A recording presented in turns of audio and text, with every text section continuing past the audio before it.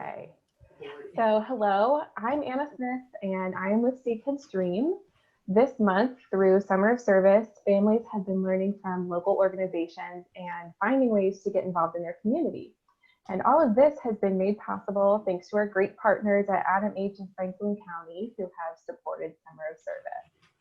Today, I'm excited to learn from a bonus nonprofit, the Ohio Wildlife Center. Here with me now is Stormy, who is going to tell us a little bit about the work that they do.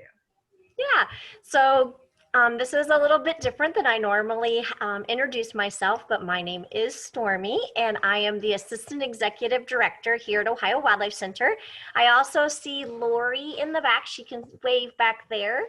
And we're going to talk a little bit about the Ohio Wildlife Center and how important See Kids Dream it can be in helping us as an organization. Ohio Wildlife Center is a nonprofit. That means that we don't get any tax money or federal money. And even though our name says Ohio, we are not the Division of Wildlife. Our goal is to rehabilitate injured, orphaned, or diseased wildlife. We have three kind of sections of the Ohio Wildlife Center. We have a hospital, and that's run like an emergency hospital. And right now we have over about 4,200 animals that have been admitted during 2020. So that's a huge number. It's more than we did last year, especially in the COVID-19 crisis. So anything that you guys can do to help would be very, very beneficial. Another section of the Ohio Wildlife Center is our education department. And our education department educates usually thousands of kids and adults about the Ohio Wildlife Center and how important our native wildlife are to our neighborhoods and to the world. We've kind of changed our viewpoint and our motto on that because of COVID, but I am excited to be able to present to you about the Wildlife Center. The last section is SCRAM, Wildlife Control, and that's if you have an animal that might be invading your home, like your attic, your deck, or your property, and that way that we work with the wildlife and with the person to humanely evict them from that area. Our mission is to foster awareness and appreciation of Ohio's native wildlife through rehabilitation, education, and wildlife health studies. We normally have almost 300 volunteers that we rely on to help with animal care and programming and rescues. And, you know, this is an unprecedented time. And so the list of items that I sent to Anna and that you guys have received are items that we need so much. It might seem silly to write down worms, but we have over 1,200 songbirds that come into our wildlife hospital, and they eat a lot of worms. And after a rain, or if you want a fun activity that you want to do together as a family, you can dig and look for those worms. And we will take, and I didn't realize that we have in Ohio a non-native worm, and it's called a jumping worm.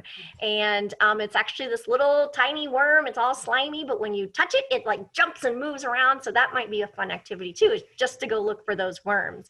And then if you want, you can gather those up and then just drop them off at our wildlife hospital. We're always looking, our team, our staff, they're always looking for those worms outside of our wildlife hospital, which is located at 2661 Billingsley Road. And I always ask, because it is hard for our team, we miss our volunteers. We see a lot of animals. We're tired. It's been a lot. We are essential workers. And so if you just put a note or a picture, we love it. We have pictures of from everybody, from words of encouragement to awesome pictures of what digging worms made them feel like. And we even have a very awesome picture of someone that drew of a bird eating a worm, which was awesome. Squirrel boxes. Anna had a question about squirrel boxes. If you guys want to go to YouTube and find out how to do it yourself, a squirrel box, we would be happy with any of those kinds of squirrels. The Or squirrel boxes. The biggest thing about squirrel boxes is we usually get 1 or 2 baby squirrels that come in orphaned and they're by themselves.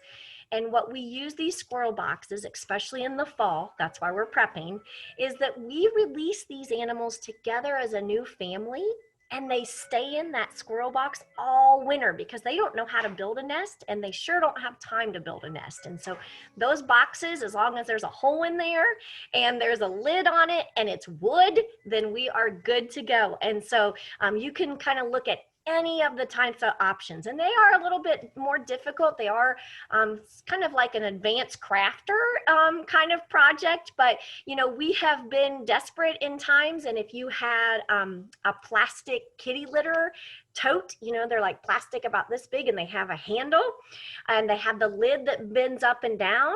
We've actually had to cut holes in those because we've run out of wood ones, and we've used those as temporary squirrel boxes. So we are pretty good at finding out things to use. So if you decide it's not exactly perfect, it's okay. We will still take it. We also have a list of non-food items, and some of it seems strange. Obviously, we go through a lot of paper towels, and we go through a lot of tissues, but we need laundry detergent. We probably do 10 loads of laundry a day at our facilities. And so sometimes people, we do a collection and they can drop it off either at our wildlife hospital or our education center. June was supposed to be our second Sunday where everybody came together and we were able to see the wildlife center. And I hope that in the fall, this will be something that the families and we can come together and kind of see how successful that you guys were in your ability to raise awareness of our organization, and then also collect items and help us out with the donation drive. All right, thank you so much for all that great information. So I just have a few questions for you. Absolutely. So what should we do if we find a wild animal? Oh, sure. A lot of times people don't know what to do if they find a wild animal. And our website has some really great information. So I always first say go to our website, ohiowildlifecenter.org, and we have a tab that says Found an Animal. And you guys can drop that down. And if it's in a wildlife emergency, you can find out what to do, next steps. That means an emergency means usually that there is blood or something is wrong with the animal, or you see a bone sticking out and this is obviously an emergency. Sometimes people just want to find out information about the animal, and we have that found a bat, next steps, found a turtle, next steps. Now, we do have an info line, which means that if you have a question, you can give us a call. And it's my voice on there telling you all kinds of good information about species, but you can leave a voicemail message. But if you need an answer that's more urgent, or you want an answer that is quicker, we actually do have a Facebook page. It's called Ohio Wildlife Center's Rescue and Response Team page, and you can go there and instant message us. And we have so many volunteers, they're everywhere, and they give such great advice. And so if you do have a real emergency, that you can do that. But a lot of times people think that an animal might be need help, and it really doesn't. So if you see that baby bunny in that backyard, and your child has brought it to you and you say, oh no, the mom won't take it back because it smells like my kid. I always tell people, if a stranger touched your kid, you'd probably want it back, right? And most people say yes. And so we tell people a wild animal by itself or alone doesn't necessarily mean that it needs help from us. And so if you do have questions about wildlife, please reach out to one of those 3 options: our website, the info line, calling, or Facebook messages. Okay, thank you so much. And we'll make sure families have a link to your website as well. Excellent, thank you so much. Yeah. So you talked a little bit about this, but can you talk a bit about how COVID-19 has changed how you do things? So COVID-19 has kind of changed our entire organization. We did have a wildlife hospital that you were able to bring animals into the hospital, and now we do admissions outside of the hospital, and it's only with 1 team member. And that team member accepts those animals in and then takes it down to the rest of our staff or our team. The other impact is we usually rely on many hours of many dedicated volunteers. And this is hours and hours of over 300 volunteers giving their time and their service to us. And unfortunately, because of social distancing and how small a lot of our animal areas are, we cannot accommodate social distancing.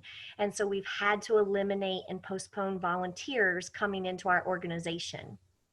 This is also during the busiest time that we have, because spring brings in the most animals. And so we normally get about 3,500 animals in just during the spring and early summertime. And so those are some of the big impacts.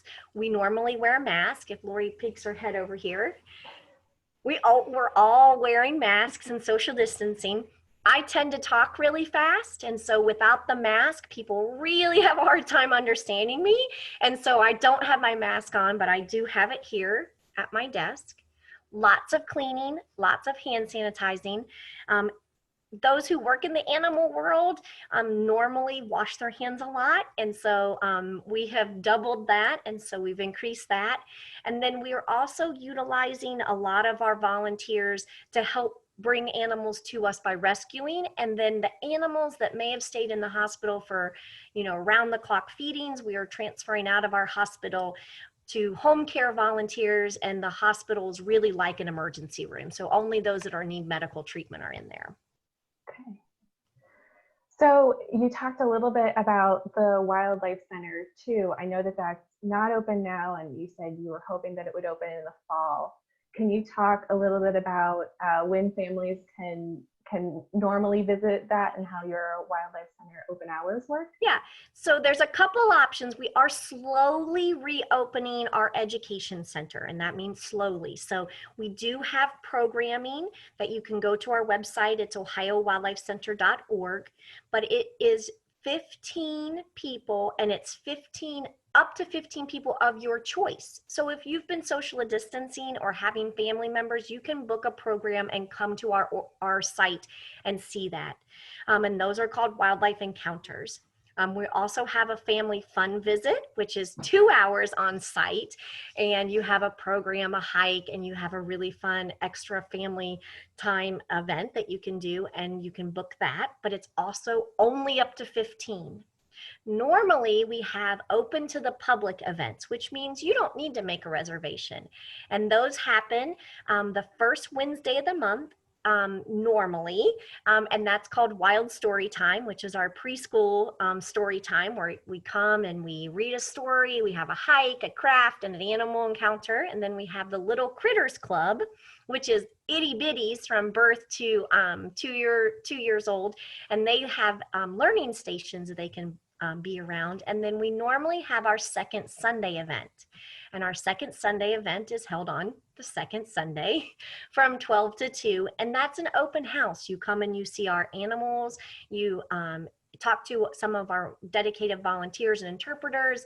We have an enrichment activity normally at 1 o'clock with one of our animals, and we talk a little bit more about those animals. And so I'm hoping, fingers crossed, that maybe even in August, things may become a new normal, and we'll be able to open that, open to the public event up. But, we want to make sure that we're keeping our team members safe, and we want to make sure that we are keeping the public safe, or our guests. And then, one of the things that we also have to think about is we are guardians of these animals. And so we need to make sure that they stay safe as well. Okay, awesome. So I know you said that you can't really take in volunteers at the moment, but in the future, is there an age limit on volunteers? So we start volunteering as early as 15 by themselves. And so they can come to our organization and they can start volunteering, especially in the summertime when we have more staff members and more team members, and start helping with camps and programs and animal care and having animal visitors. For our hospital and animal care, normally it's 18 years and above, but we're kind of thinking of ideas and thinking out of the box, because our new normal will be a little bit different new normal. And so we might be opening up our facility or opening up different programming to have more of maybe a virtual online class, and then you come here because I'm pretty sure that I shouldn't say lots, but there might be some homeschool people in the year of 2020 to 2021 for schools next year. Yeah. All right. So I have one last question for you. So you've given us a number of ways that we can help wildlife. You talked about the wish list. You talked about collecting worms and the squirrel boxes. So earlier we talked a little bit about what are called sock warmies. Could you tell us about those? So sock warmies, it's interesting. I've been with the Wildlife Center for almost 15 years. And what we always tell the general public is if our wildlife hospital is closed, you can keep the animal inside in a dark, quiet, warm place overnight. And the easiest way to keep an animal warm is you take a sock with uncooked, I have to make sure I say that, uncooked rice, and you fill the sock up and you put it in the microwave, and it acts as a warming element. And so when our hospital is really busy and we are fast paced, sometimes we can't wait for an incubator to warm up, and we can't wait for a heating pad to warm up. So those sock warmies are critical to us, and they can be any kind of sock, we don't mind. Maybe not ones with holes in them, but white tube socks, they can be colorful socks, any socks. And sometimes I have my washer or my dryer eats my socks, so I only have one sock, and that's okay too. And so you fill the sock up anywhere between halfway and 3/4, and then tie a knot on the end. And then sometimes those sock warmies leave with critical patients if we're transferring them. And so a lot of times we go through a lot of sock warmies in a season. And so I know that in the past, See Kids Dream has really helped us by creating sock warmies. And so definitely that would be an item that we're always in need of. Okay. Thank you so much for telling us about that. Absolutely. Do you have anything else that you'd like to tell us about the Ohio Wildlife Center? No, what I want to tell you is I'm just so thankful and so happy that we have so many people in the community that not only are supportive of the Ohio Wildlife Center, but supportive of our native wildlife, and have the ability to have the volunteerism.